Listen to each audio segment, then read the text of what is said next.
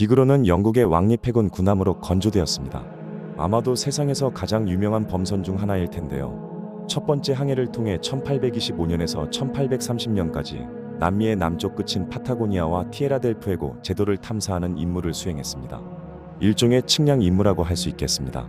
칠레와 아르헨티나 지역인 비글 해협은 이 비그로의 첫 번째 항해 때문에 이름이 정해졌다고 합니다.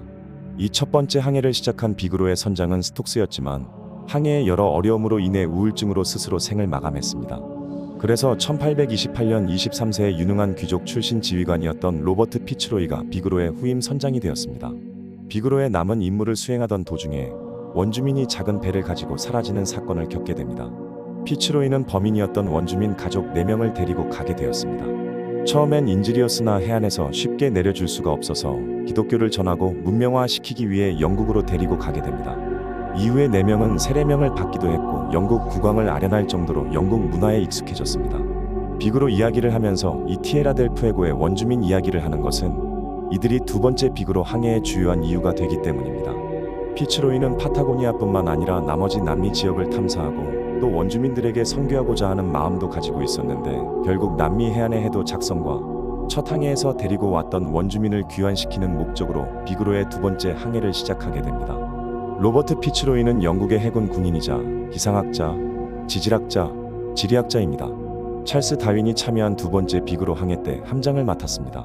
또한 날씨를 실용화하려고 시도했으며 개척적인 기상학자, 뛰어난 측량학자, 수로학자이며 1843년부터 1845년까지 뉴질랜드 총독을 지냈습니다.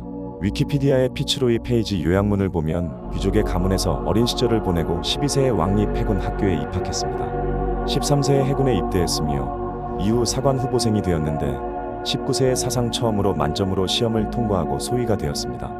이후 남미에서 참모로 활동을 하다가 23세에 비그로의 함장이 되었습니다. 피츠로이는 당시의 해도에는 없었던 파타고니아 지역의 최초 발견자이기도 하고 훗날 항해에서의 경험과 업적을 바탕으로 기상청의 책임자로 임명되었습니다.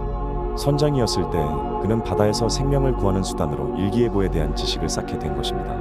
피츠로이는 케이프 혼 주변의 폭풍에 대한 관찰과 경험을 바탕으로 신뢰할 수 있는 기압계를 설계했으며 날씨 변화를 예측하는 설명서인 웨더북을 썼습니다. 이른바 현대적 기상예측의 선구자라 할 수 있습니다. 그리고 피츠로이는 헌신적인 기독교인이었습니다. 다만 항해를 시작할 때 그의 글에는 전 지구적 대홍수를 포함한 창세기의 기사에 대하여 약간의 의구심을 갖고 있었던 것으로 보이는데 그러나 이것은 비그로의 두 번째 항해 중에 특히 지질학에 대한 그의 관찰로 인하여 사라졌다고 합니다. 특히 피츠로이는 1851년에 왕립학회의 회원이 되었는데 파타고니아에서 조개의 압축된 성질을 관찰을 통해 물의 깊이가 매우 깊어서 엄청난 압력으로 땅과 조개를 압착하거나 짓눌렀으며 퇴적물을 응집시킨 이 거대한 힘의 원천은 전 지구적 대홍수였다고 추론했다고 합니다. 또 남미 원주민의 외관을 관찰하면서 그는 머리카락과 피부색의 여러 다양성은 최초의 단 2명으로부터 발생하였을 것이라고 추론하기도 했습니다. 피츠로이는 사람이 동물 조상과 함께 원시 상태에서 생겨났다는 생각을 터무니없는 것으로 간주했던 것입니다. 게다가 그는 성경을 매우 면밀히 읽었으며 인류의 이동과 천문학에 대한 관찰을 통해 창세기는 신뢰할 수 있고 역사적으로 정확하며 문자 그대로 진실임을 더욱 확신하게 되었다고 합니다. 창세기 1장의 창조의 날들을 문자 그대로 24시간의 하루라고 이해했던 피츠로이는 자연과 성경이 한 목소리로 연합하고 있는 것으로 여긴 것입니다. 1843년 피츠로이는 항해를 그만두었고 뉴질랜드의 두 번째 총독으로 임명되었습니다. 그곳에 있는 동안 그는 마오리족의 권리에 대해 정당한 대우를 한 것으로 알려졌는데 그들이 원할 경우 그들의 토지를 매매할 때 최대한의 이익을 얻을 수 있는 권리도 포함되어 있었고 당연히 이 일로 인하여 적이 생겼습니다. 정리하자면 피츠로이는 세상적인 실력으로도 뛰어났던 사람이고 신앙적인 측면에서도 의미 있는 크리스천으로 살려고 노력했던 사람이라고 생각됩니다. 다시 비그로의 두 번째 항해로 돌아와 볼까요? 비그로의 두 번째 항해에 앞서 피츠로이는 전임 선장의 우울증 등을 염려해 선장에게 동료가 되어줄 동식물 연구가를 추천받았는데 동료의 추천을 받아 이 배에 오르게 된 이가 성공회 대학에서 신학을 했고 생물학과 지질학에 관심이 많았던 다윈이었습니다.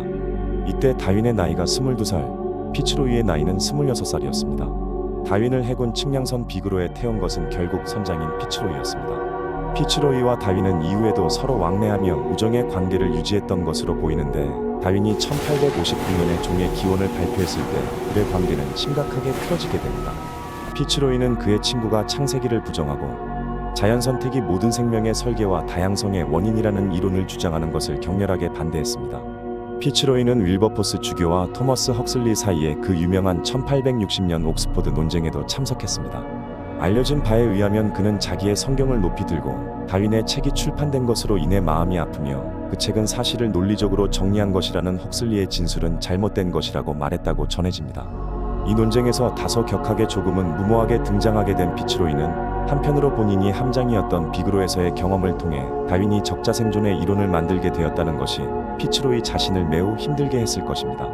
비그로의 5년간의 두 번째 항해 동안 같은 방을 쓰고 같은 식사를 하고 같은 풍경을 바라봤을 텐데 한 사람은 창세기에 대한 약간의 의구심을 해결하고 성경에 대한 믿음이 더 굳건해진 반면에 성공의 신학과를 졸업하고 교구 목사가 되기 전에 동식물에 대한 본인의 관심사에 대한 경험을 넓히고자 했던 사람은 종의 기원을 적게 되는 이 아이러니한 상황을 어떻게 해석할 수 있을까요? 다시 말해 누구나 갈라파고스 제도의 다양한 핀치세를 본다고 해서 진화론적 믿음을 가지게 되는 것은 아니라는 것입니다.